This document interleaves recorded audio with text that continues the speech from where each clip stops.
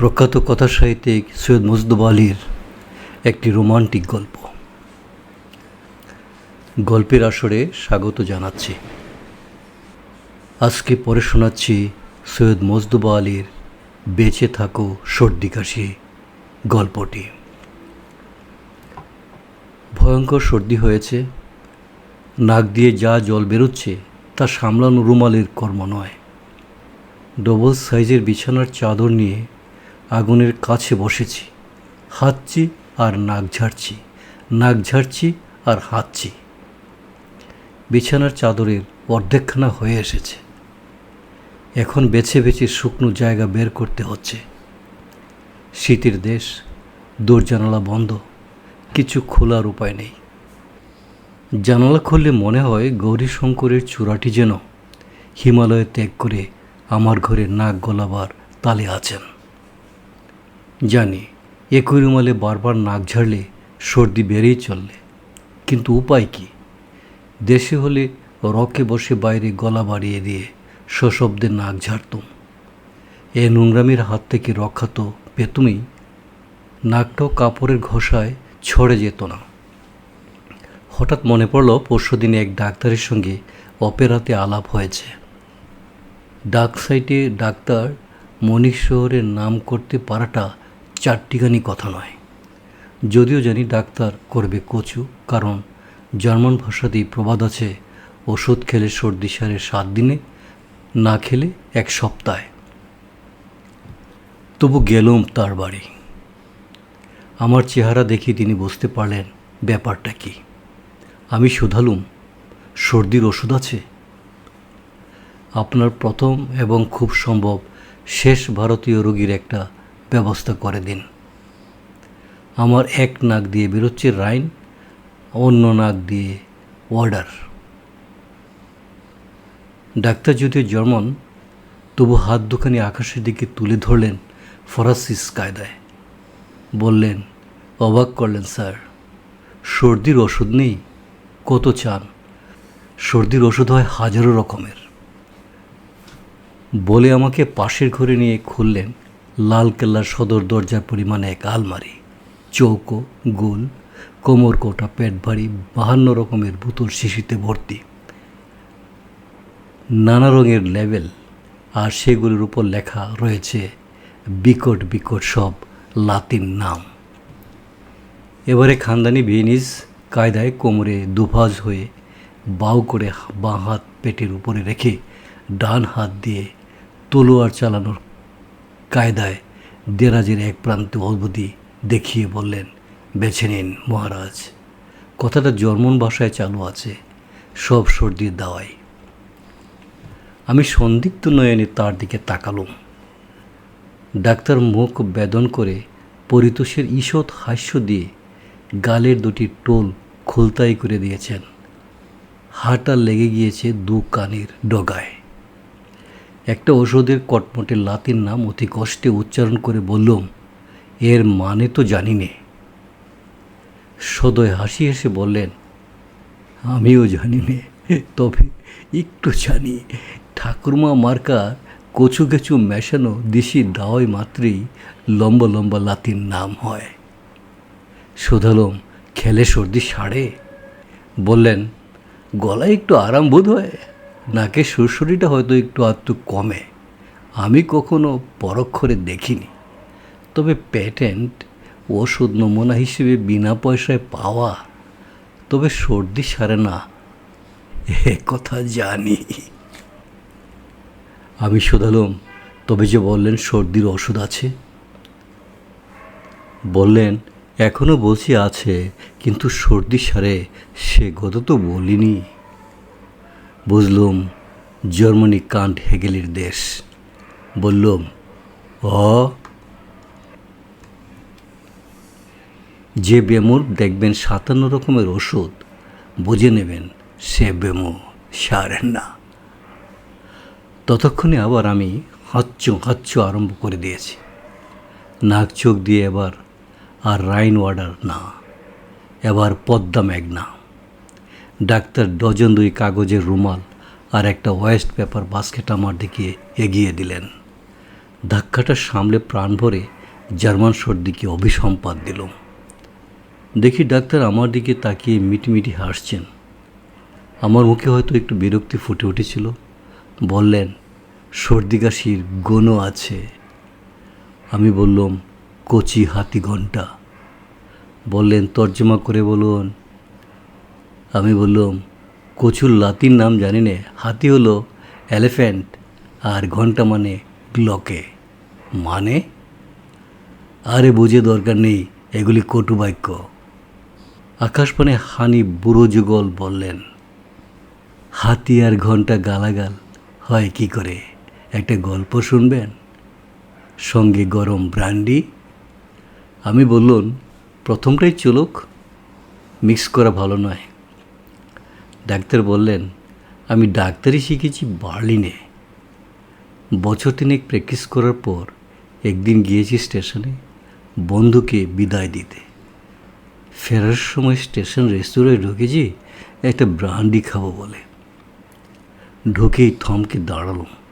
দেখি এক কোণে এক অপরূপা সুন্দরী, অত্যন্ত সাদাসিধে বেশভূষা, গরিব বললেও চলে। আর তাই বোধ হয় সৌন্দর্যটা পেয়েছে তার চরম খোলতাই। নর্থ সিতে গেছেন? তবে বুঝতেন হব হব সন্ধ্যায় তার জল কীরকম নীল হয়। তারই মতো সুন্দরীর চোখ। দক্ষিণ ইতালিতে কখন গিয়েছেন? না? তবে বুঝতেন সেখানে সোনালি হ্রদে রূপালী প্রজাপতির কি রাগিনী। তারই মতো ব্লন্ড চুল। ডাইনব নদী দেখেছেন? না? তাহলে আমার সব বর্ণনাই বৃথা। আমি বললাম, বলে যান, রসগ্রহণে আমার কোনামাত্র অসুবিধা হচ্ছে না। না থাক, ওরকম বিয়ারিং পোস্টের বর্ণনা দিতে আমার মন মানে না। আমরা ডাক্তার প্রতি মানুষ, ভাষা বাবদে মুখ্য সূক্ষ্ম। অনেক মেহনত করে যে একটি মাত্র বর্ণনা কবজায় এনেছি, সেটিও যদি না বোঝেন তবে আমার শোকটা কোথায় রাখি বলুন তো। কাতর হয়ে বললুম, নিরাশ করবেন না। তবে চলুক ত্রিলেগেটস রেটস। ডানুব নদীর শান্ত প্রশান্ত ভাবখানা তার মুখের উপর, অথচ জানেন ডানুব অগভীর নদী নয়। তার ডানুবের উৎপত্তিস্থল দেখেছেন? না।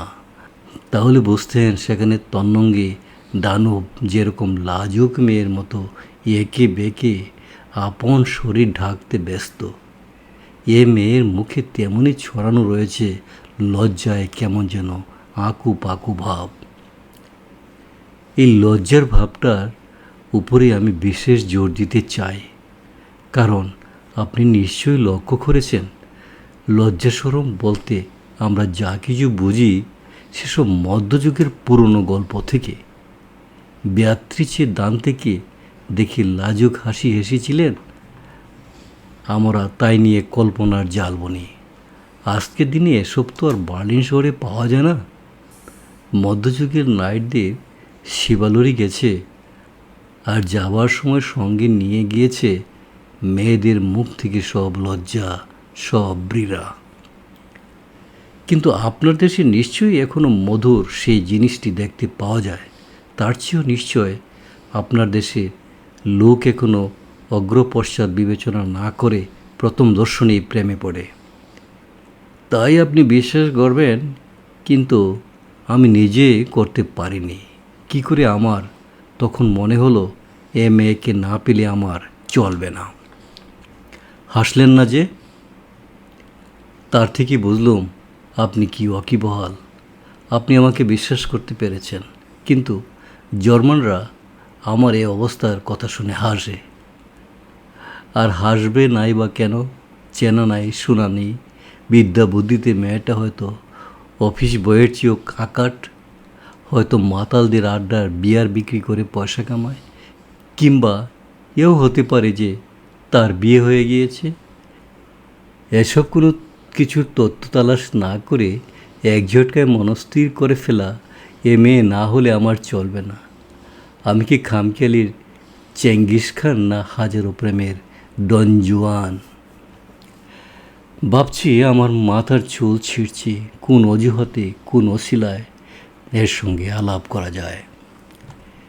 কিছুতেই কোনো হদিস পাচ্ছি নে।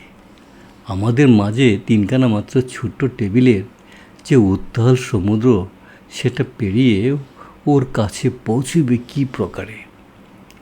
প্রবাদ আছে, প্রেমে পড়লে বোকা নাকি বুদ্ধিমান হয়ে যায়। প্রিয়াকে পাওয়ার জন্য তখন তার ফন্দি ফিকির আর আবিষ্কার কৌশল দেখে 5 জনের তাক লেগে যায়। আর বুদ্ধিমান নাকি প্রেমে পড়লে হয়ে যায় একদম গবেট। এমন সব কাণ্ড করে বসে যে 10 জন তাজ্জব না মেনে যায় না, এই লোকটা এসব পাগলামি করছে কি করে। এ জীবনে সেদিন আমি প্রথম আবিষ্কার করলাম যে আমি বুদ্ধিমান, কারণ পূর্ণ 1 ঘন্টা ধরে ভেবেও আমি সামান্যতম কৌশল আবিষ্কার করতে পারলাম না। আলাপ করি কোন কায়দায়, কিন্তু এহেন হৃদয়ে অভিরাম তত্ত্ব আবিষ্কার করেও মন কিছুমাত্র উল্লসিত হলো না। তখন বরঞ্চ বোকা বানতে পারলেই হয়তো কোনো একটা কৌশল বেরিয়ে যেত। ফ্রলাইন উঠে দাঁড়ালেন, কি আর করি, পিছু দিল। তিনি গিয়ে উঠলেন মনিকের গাড়িতে। আমিও ছুটে গিয়ে টিকিট কাটলুম মনিকের। কিন্তু এসে দেখি সে কামরায় 8টা সিটেই ভর্তি হয়ে গিয়েছে। আরও প্রমাণ হয়ে গেল আমি বুদ্ধিমান, কারণ একথা সবাই জানে, বুদ্ধিমানকে ভগবান সাহায্য করলে এ পৃথিবীতে বোকাদের আর বাঁচতে হতো না। আমি ভগবানের কাছ থেকে কোনো সাহায্য পেলাম না। আমি বললুম, ভগবানকে দোষ দিচ্ছেন কেন? এত কন্দর্প ঠাকুরের ডিপার্টমেন্ট। বললেন, তাতেই বা কী লাভ, তিনি তো অন্ধ। মেয়েটাকে বানিয়ে দিয়েছেন তারই মতো অন্ধ। এই যে আমি একটা এত বড় অ্যাপোলো আমার দিকে একেবারে তোরে ফিরেও তাকালো না, ওকে ডেকে হবে। আমি বললাম, কচু হাতি ঘণ্টা। এবার ডাক্তার বাংলা কটু বাক্যের কদর বুঝলেন, বললেন আহা। তারপর জার্মান উচ্চারে বললেন, কচু হাতি ঘণ্টা, খাসা গালাগাল। আমি বললাম, কামরাতে 8 জনের সিট ছিল তো বয়েই গেল, প্রবাসী নিয়ম নাস্তি, আপনি কোন গতিকে ধাক্কাধাক্কি করে? বললেন, তাজ্জব করালেন, এ কি আপনার ইন্ডিয়ান ট্রেন না সাইবেরিয়াগামী প্রিজনার ব্রেন? চেকার পত্র পাট কামরা থেকে বের করে দেবে না? দাঁড়িয়ে রইলুম বাইরের করিডোরে ঠায়। দেখি মেয়েটি যদি খানা খামড়ায় যায়। স্টেশনে তো খেয়েছে শুধু কফি। ঘন্টার পর ঘন্টা কাটলো, কত লোক কত কামরা থেকে উঠলো নামলো, কিন্তু আমার স্বর্গপুরী থেকে কোনো কটুবাক্য নামলো না। সব বেটা নিশ্চয়ই যাচ্ছে মনিক, আর কোথাও যেতে পারে না। মনিক কি পরিস্থান, নাকি মনিকের ফুটপাত সোনা দিয়ে গড়া? অবাক করলে এই ডেটগুলো। প্রেমে পড়লে নাকি ক্ষুধা তৃষ্ণা লোপ পায়, একবেলার জন্য হয়তো পায়। আমি লাঞ্চ খাইনি, ওদিকে ডিনারের সময় হয়ে গিয়েছে, আর আমার পেটের ভিতর হুলুদনি জেগে উঠেছে। এমন সময় মা মেরির করোনা হলো। মেয়েটি চলল খানা কামরার দিকে, আমিও চললাম ঠিক পিছনে পিছনে। আহা, যদি একটু হোঁচট খেয়ে আমার উপর পড়ে যায়, দত্তর তারও উপায় নেই। উঁচু হিলের জুতো হলে গাড়ির কাঁপুনিতে পড়ে যাওয়ার সম্ভাবনা থাকে। এ পড়েছে ক্র্যাপ সোল। ঠিক পিছনে পিছনে খানা কামরায় ঢুকলাম। ওয়েটারটা ভাবলে স্বামী স্ত্রী, না হলে তরুণ তরুণী মুখ গমস করে খানা কামরায় ঢুকবে কেন? বসল নিয়ে একই টেবিলে, মুখোমুখি। হে মা মেরি, নত্র দাম গির্জে তোমার জন্য আমি 100টা মোমবাতি মানত করলাম। দয়া করো মা, একটা কিছু ফিকির বাতলাও আলাপ করবার। বুদ্ধিমান বুদ্ধিমান, কোনো সন্দেহ নেই আমি বুদ্ধিমান। কোনো ফিকিরই জুটল না, অথচ মেয়েটা বসে আছে আমার থেকে দুহাত দূরে এবং মুখোমুখি। দুহাত না হয় 2 লক্ষ যোজনও হতে পারত, কোনো ফারাক হতো না। জানালা দিয়ে এক ঝটকা কয়লার গুঁড়ো এসে টেবিলের উপর পড়ল।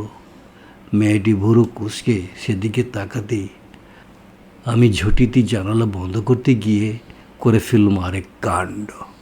ঠাস করে জানালাটা বুড়ো আঙ্গুলের ওপর এসে পরে সেটাকে দিল তেতলে, ফিনকি দিয়ে রক্ত। মামির অসীম দয়া যে কাণ্ডটা ঘটল। মেয়েটি তরাক করে লাফ দিয়ে উঠে বলল, দাঁড়ান, আমি ব্যান্ডেজ নিয়ে আসছি। আমি নিজে ডাক্তার, বিবেচনা করুন অবস্থাটা। রুমাল দিয়ে চেপে ধরলুম আঙ্গুলটাকে। মেয়েটি ছুটে নিয়ে এলো কামরা থেকে ফার্স্ট এডের ব্যান্ডেজ। তারপর আঙ্গুলটার তদারকি করলো শাস্ত্রসম্মত ডাক্তারি পদ্ধতিতে। বুঝলুম মেডিকেল কলেজে পড়ে। ঝানু ডাক্তার ফার্স্ট এডের ব্যান্ডেজ বয়ে নিয়ে বেড়ায় না, আর আনারির লোক এরকম ব্যান্ডেজ বাঁধতে পারে না। আমি তো না না, আপনি কেন মিছে মিছে? ধন্যবাদ ধন্যবাদ, বড্ড লাগছে, এতেই হবে, বেশ বেশ করেই যাচ্ছি। আর সেই লিলির মতো সাদা হাতের পরশ পাচ্ছি। সে কীরকম মখমলের হাত জানেন? বলছি, আপনি কখনো রাইনল্যান্ডে গিয়েছেন? না? থাক, বলেই গিয়েছিলাম, প্রতিজ্ঞা করেছি আপনাকে কোনো বর্ণনা দেব না। প্রথম পরশের সর্বাঙ্গে বিদ্যুৎ খেলে যায়, বলে না, বড় খাঁটি কথা। আমি ডাক্তার মানুষ, আমার হাতে কোনো প্রকারের স্পর্শকাতরতা থাকার কথা নয়। তবু আমার যে কী একটা অবস্থা হয়েছিল আপনাকে সেটা বোঝাই কী করে? মেয়েটি বোধহয় টের পেয়েছিল, কারণ একবার চকিতের তরে ব্যান্ডেজের বাধা বন্ধ করে আমার দিকে মাথা তুলে তাকিয়েছিল। তাতে ছিল বিস্ময়, প্রশ্ন এবং হয়তোবা একটুখানি অতি সামান্য খুশির ঝিলিমিলি। তবে কি আমার হাতের স্পর্শ? কোন সাহসে এ বিস্ময়ে মনের কোণে ঠাঁই দেই বলুন? আমি গুনগুন করে বললুম, জয় করে তবু ভয় কেন তোর যায় না, হায় ভীরু প্রেম হায় রে। ডাক্তার বললেন, খাসা মেলোডি তো, মানেটাও বলুন। আমি বললুম, আফটার ইউ, আপনি গল্পটা শেষ করুন। বললেন, গল্প নয় স্যার, জীবন মরণের কথা হচ্ছে। আমি শুধালুম, কেন? সেপটিকের ভয় ছিল নাকি? রাগে ভাব করে বললেন, ইউরোপে এসে আপনার কি সব রসকস শুকিয়ে গিয়েছে? আমাকে এনেছে প্রেমের বান, আর আপনি বলছেন অ্যান্টিসেপটিক্যান। আমি বললাম, অপরাধ নেবেন না। বললেন, তারপর আমি সুযোগ পেয়ে আরম্ভ করলাম নানা রকমের কথা কইতে। গোল গোল আমি সে পরিচয় করার জন্য জান কবর সেটা ঢেকে চেপে, সঙ্গে সঙ্গে তখনও নুনটা এগিয়ে দিই, কখনো ক্রোয়েটা সরিয়ে নিই, কখনো বা বলি, মাছটা খাসা বেজেছে, আপনি একটা খান না, ওহে খানসামা এদিকে, ইত্যাদি। করে করে সুন্দরীর মনটা একটু মোলায়েম করতে পেরেছি বলে মনে একটু ক্ষীণ আশার সঞ্চার হলো। মেয়েটি লাজুক কিন্তু ভারী ভদ্র। আমার ভেজর ভেজর কান পেতে শুনল, 2-1 বার ব্লাশ করল। সে যা গোলাপি, আমি কখনো না, থাক। কিন্তু খেলো মাত্র একটি অমলেট আর 2টো স্লাইস রুটি। নিশ্চয়ই গরিব। ক্ষীণ আশাটার গায়ে একটু গত্তি লাগলো। এমন সময় ডাক্তারের অ্যাসিস্ট্যান্ট এসে জানালায় রোগী এসেছে। ডাক্তার বললেন, এক্ষুনি আসছি। ফিরে এসে ভূমিকা না দিয়েই বললেন, মনিকের নামলুম এক বস্ত্রে। এমন ভান করেই কেটে পড়ল যাতে মেয়েটি মনে করে আমি ভ্যান থেকে মাল নামাতে গেলাম। যখন গুড বাই বলে হাত বাড়ালাম তখন সে একবার আমার দিকে তাকিয়েছিল। প্রেমে পড়লে নাকি মানুষের পাখা গজায়, হবেও বা, কিন্তু একথা নিশ্চয়ই জানি। তবু তখন চোখে মুখে এমন নতুন ভাষা পড়তে পারে যার জন্য কোনো শব্দরূপ ধাতুরূপ মুখস্থ করতে হয় না। তবে সে পড়াতে ভলতাকি বিস্তর, কাকতালীয় এন্তার। আমি দেখলাম লেখা রয়েছে বিষাদ, কিন্তু পড়লাম এই কি শেষ? আমি অবাক হয়ে শোধালুম, বার্লিন থেকে মনিক অবধি হামলা করে স্টেশন খেয়েই ছেড়ে দিলেন? ডাক্তারদের বাঁকা হাসি হেসে বললেন, আদপেই না, কিন্তু কি আর দরকার পিছু নিয়ে? মেডিকেল কলেজে পড়ে, ওতেই বেশ। সেদিন গেলাম মেডিকেল কলেজের রেস্তোরাঁয়, লাঞ্চ খেতে নিশ্চয়ই আসবে। এবারে মেয়েটি তার লজ্জা দিয়ে মনের ভাব ডাকতে পারল না। আমাকে দেখা মাত্র আপন অজানাতে চেয়ার ছেড়ে উঠে এসে হাত বাড়ালো। সঙ্গে সঙ্গে সমস্ত মুখে যে খুশি ছড়িয়ে পড়ল তা দেখে আমার মনে আর কোনো সন্দেহ রইল না, ভগবান মাঝে মাঝে বুদ্ধিমানকেও সাহায্য করেন। ততক্ষণ মেয়েটি তার আপন হারা আচরণটাকে সামলে নিয়েছে, লজ্জা এসে আবার সমস্ত মুখ ঢেকে ফেলেছে। ডাক্তার খানিকক্ষণ ভেবে নিয়ে বললেন, এখানেই যদি শেষ করা যেত তবে মন্দ হতো না, কিন্তু সর্দি কাশির তো তাহলে কোনো হিললে হয় না, তাই কমিয়ে সমিয়ে তাড়াতাড়ি শেষ করে দিই। আমি বললাম, কমাবেন না, তালটা একটু দ্রুত করে দিন। আমাদের দেশে উস্তাদরা খানিকটি গান করেন বিলম্বিত একতালে, শেষ করেন দ্রুত তেতালে। ডাক্তার বললেন, দুঃখিনী মেয়ে, বাপ মা নেই, এক খান্ডার পিসির বাড়িতে মানুষ হয়েছে, দুমুঠো খেতে দে, পড়তে দে, ব্যাস। কলেজের ফিসটি পর্যন্ত বেচারি জোগাড় করে মাস্টারি করে। তাতে আমার কিছু বলার নেই, কিন্তু আমার ঘোরতর আপত্তি, এভাবে বুড়ি এমনি নজরবন্দ করে রেখেছে যে চকিতা হরিণীর মতো সমস্তক্ষণ সে শুধু ডাইনি বায়ে তাকায়। ও বুঝি পিসি দেখে ফেললে সে পরপুরুষের সঙ্গে কথা কয়েছে। আমি তো বিদ্রোহ করে বললাম, একে বুখারার হারেম না তুর্কি পাশার জানা না? এ অত্যাচার আমি কিছুতেই সইব না। এভা শুধু আমার হাত ধরে বলে, প্লিজ প্লিজ, তুমি আর একটু বরদাস্ত করে নাই, আমি তোমাকে হারাতে চাইনি। এর বেশি সে কখনো কিছু বলেনি। এই মোকামে পৌঁছাতে আমার লেগেছিল ঝোড়ো একটা মাস। বিবেচনা করুন, 7 দিন লেগেছিল প্রেম নিবেদন করতে, 15 দিন লেগেছিল হাতকানি ছুঁতে। আরও 1 সপ্তাহ পর সে আমায় বললে, কেন সে এমন ভয়ে ভয়ে ডাইনি ভয়ে তাকায়। থিয়েটার সিনেমা মাথায় থাকুন, আমার সাথে রাস্তায় বেরোতে রাজি হয় না, পাছে পিসি দেখে ফেলে।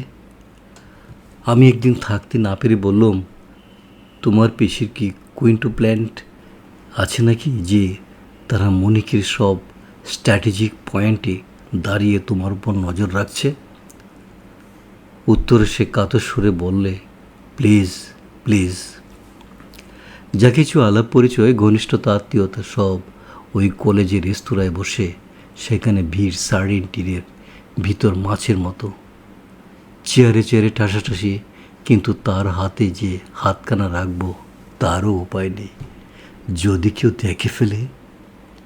আমি বললাম, সম্মুখে রয়েছে সুধা পারাবার, নাগাল না পায় তবু আখি তার, কেমনে সরাবো কহিলিকার এই রাধারে। ডাক্তার বললেন, মানে বললুন। আমি বললুম, আপ যাইয়ে, পরে বলবো। ডাক্তার বললেন, সেই ভিড়ের মাঝখানে কিংবা করিডোরে দাঁড়িয়ে দাঁড়িয়ে আলাপচারিতা।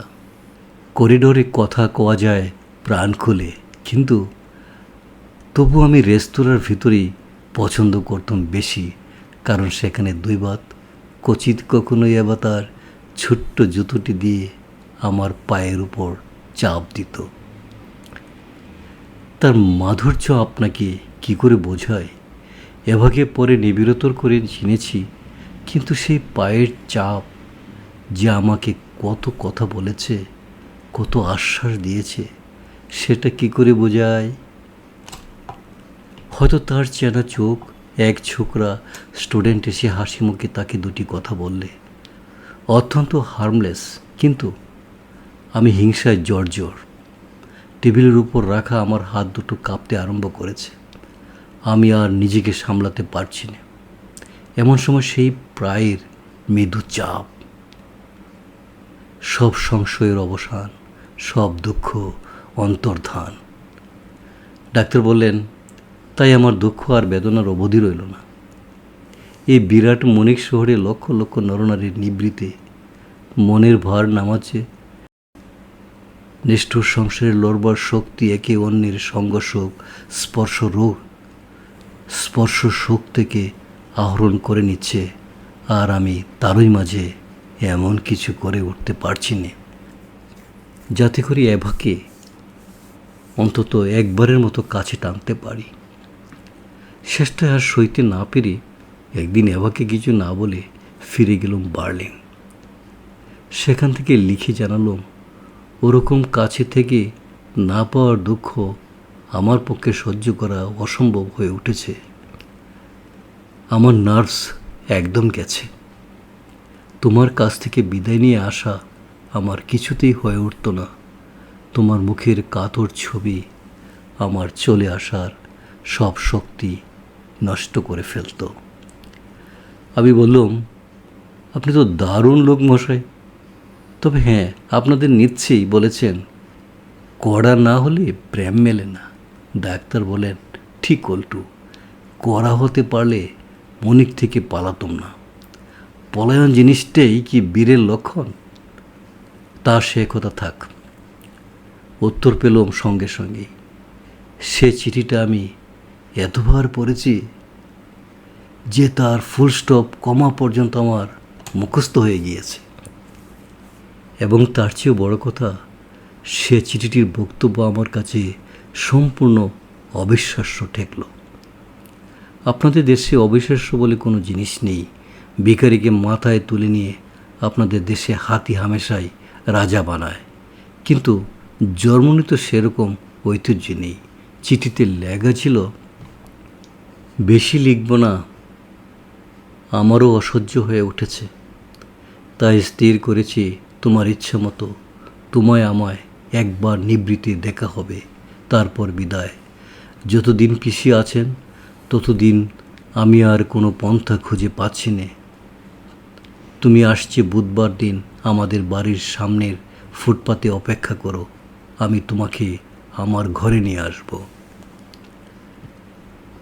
ডাক্তার বললেন, বিশ্বাস হয় আপনার?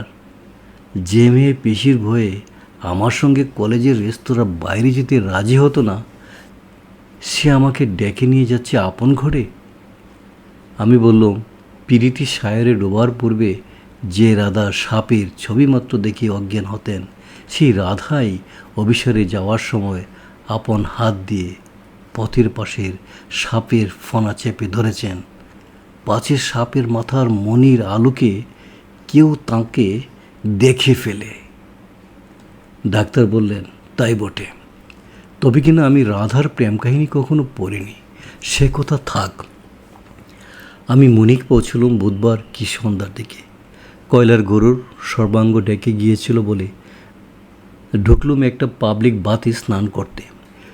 টাবে বসে সর্বশরীর ডলাই মলাই করে আর গরম জলে সেদ্ধ চিংড়িটার মতো লাল হয়ে যখন বেরোলুম, তখন আর হাতে বেশি সময় নেই।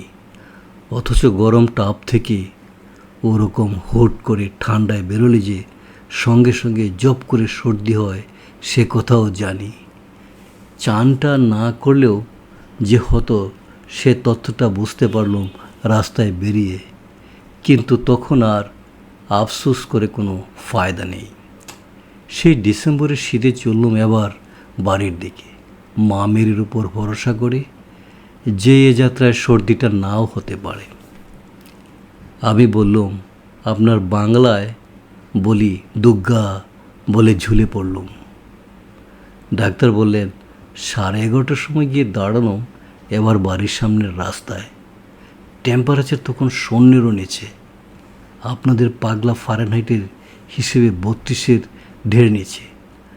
রাস্তায় 1 ফুট বরফ, আকাশ মেঘাচ্ছন্ন, আর আমার চতুর্দিকে যে হিম ঘনাতে লাগলো তার সঙ্গে তুলনা দিয়ে বলতে পারি আমাকে যেন কেউ একটা বিরাট ফ্রিজ ডেবের ভিতরে তালাবদ্ধ করে রেখে দিল। 3 মিনিট যেতে না যেতে নামলো মুষলধারে বৃষ্টি। হয় সর্দি, সঙ্গে সঙ্গে ডায়নামাইট ফাটার হাঁচি, হাঁচো হাঁচো হাঁচো। আপনার আজকালের সর্দি তার তুলনায় নস্যি, অর্থাৎ নস্যির খোঁচায় নামানো 2.5 ফোঁটা জল। হাঁচি আর জল, জল আর হাঁচি। কী করি ভাবছি। এমন সময় এভা এসে নিঃশব্দে আমার হাত ধরল। বরফের গরুর উপর পায়ের শব্দ শোনা যায় না, তার উপরে সে পরেছে সেই স্ক্র্যাপ সোলের জুতো। বেচারির মাত্র ওই একজোড়াই ঝম্বল। কোনো না কোনো বলে আমাকে নিয়ে চলল তার সঙ্গে। ফ্ল্যাটের দরজায় খুলে করিডরের খানিকটা পেরিয়ে তার কামরা। নিঃশব্দে আমাকে সে ঢুকিয়ে দরজায় খিল দিয়ে মাথা নিচু করে আমার সামনে দাঁড়িয়ে রইল। এবার গোলাপি মুখ ডাচ পনিরের মতো হলদে, টুকটুকে লাল ঠোঁটটি দুটো ব্লু ডানওয়েবের মতো ঘন বেগুনি নীল, ভয়ে উত্তেজনায়। আর সঙ্গে সঙ্গে শুরু হলো আবার আমার সেই ডায়নামাইট ফাটানো হাঁচো হাঁচো। এভা আমাকে ধরে নিয়ে আমার মাথা গুজে দিল বিছানায়। মাথার উপরে চাপালো বালিশ আর সবখানে লেপ কম্বল। বুঝতে পারলাম কেন, পাশের ঘরে পিসি যদি শুনতে পান তবেই হয়েছে। আমি প্রাণপণ হাঁচি চাপবার চেষ্টা করছি আর লেপ কম্বলের ভিতর বমলেশ ফাটাচ্ছি। ততক্ষণ এরকম কেটেছিল বলতে পারবো না। হাঁচির শব্দ কিছুতেই থামছে না। এভা শুধু কম্বল চাপাচ্ছে। আমার দম বন্ধ হওয়ার উপক্রম, কিন্তু নিবিড় পুলকে বারবার আমার সর্বশরীর শিহরিত হচ্ছে এবার হাতের চাপ পেয়ে। এমন সময় দরজার ধাক্কা আর নারীকণ্ঠের তীব্র চিৎকার, দরজা খোল। পিসি। আর লুকিয়ে লাভ নেই, আমি ল্যাপের ভিতর থেকে বেরোলো। এভা ভয়ে ভিড়মি খেয়ে গিয়েছে, খাটের উপর নেতিয়ে পড়েছে। আমি দরজা খুলে দিলাম। সাক্ষাৎ শকুনের মতো বিভৎস এক বুড়ি ঘরে ঢুকে আমার দিকে না তাকিয়ে এভাকে বলল, কাল সকালেই তুই এ বাড়ি ছাড়বি। সঙ্গে সঙ্গে আর কি সব বকুনি দিয়েছিল, ঘেন্না, কেলেঙ্কারি, শোবার ঘরে পরপুরুষ, রাস্তার মেয়ের ব্যবহার, এইসব সে আমার আর মনে নেই। বুড়ি আমার দিকে তাকায় না, গালের উপর গাল চড়াচ্ছে যেন 6 গজি পিয়ানোর এক প্রান্ত থেকে আরেক প্রান্ত অবধি কেউ আঙ্গুল চালাচ্ছে। আমি আর থাকতে পারলাম না। বুড়ির 2 বাহু 2 হাত দিয়ে চেপে ধরে বললাম, আমার নাম পিটার স্লেবাক, বার্লিনে ডাক্তারি করি, ভদ্রঘরের ছেলে, আপনার ভাইজিকে বিয়ে করতে চাই। ডাক্তার বললেন, মা মেরি সাক্ষী, আমি এভাকে বিয়ে করার প্রস্তাব এতদিন করিনি, পাছে সে না বলে বসে। আমি অপেক্ষা করছিলাম পরিচয়টা ঘনাবার জন্য। বিয়ের প্রস্তাবটা আমার মুখ দিয়ে যে তখন কি করে বেরিয়ে গেল আমি আজও বুঝে উঠতে পারিনি। পিসি আমার দিকে হাবার মতো তাকালো, এক বিগত চৌড়া হা করে।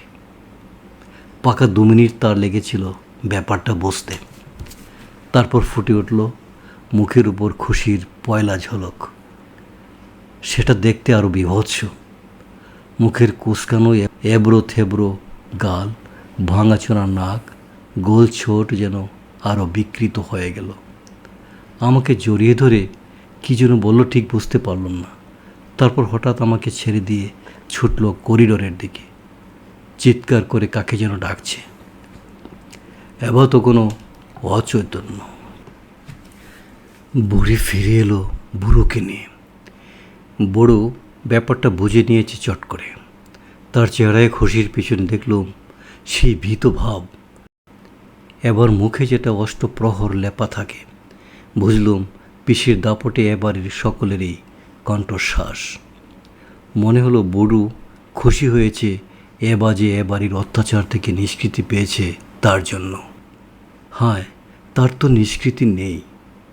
ডাক্তার বললেন সেই দুপুর রাতে ওয়াইন এলো, শ্যাম্পেন এলো, হোটেল থেকে সসেস কটলেট এলো, হই হই রই রই। এবার সম্বিত ফিরেছে। বুড়ো শ্যাম্পেন টানছে জলের মতো, বুড়ি এক গ্লাসেই টং। আমাকে জড়িয়ে ধরে শুধু কাঁদে আর এবার বাপের কথা স্মরণ করে বলে, ভাই বেঁচে থাকলে আজ সে কি খুশিটাই না হতো। আর এভা আমাকে শুধু একবার কানে কানে বলল, জীবনে এই প্রথম শ্যাম্পেন খাচ্ছি, তুমি আমার উপর একটু নজর রেখো। ডাক্তার উৎসাহিত হয়ে আবারও কী যেন বলতে চাচ্ছিলেন, এমন সময় আস্তে আস্তে দরজা খুলে ঢুকলেন এক সুন্দরী, হ্যাঁ সুন্দরী বটে। এক লম্হায় আমি নর্থ সির ঘন নীল জল, দক্ষিণ ইটালির সোনালি রোদে রূপালী প্রজাপতি, ডানুবের শান্ত প্রশান্ত ছবি, সেই ডানুবের লজ্জাশীল দেহছন্দ, রাইনল্যান্ডের শ্যামলিয়া মোহনীয় ইন্দ্রজাল, সব কিছুই দেখতে পেলাম।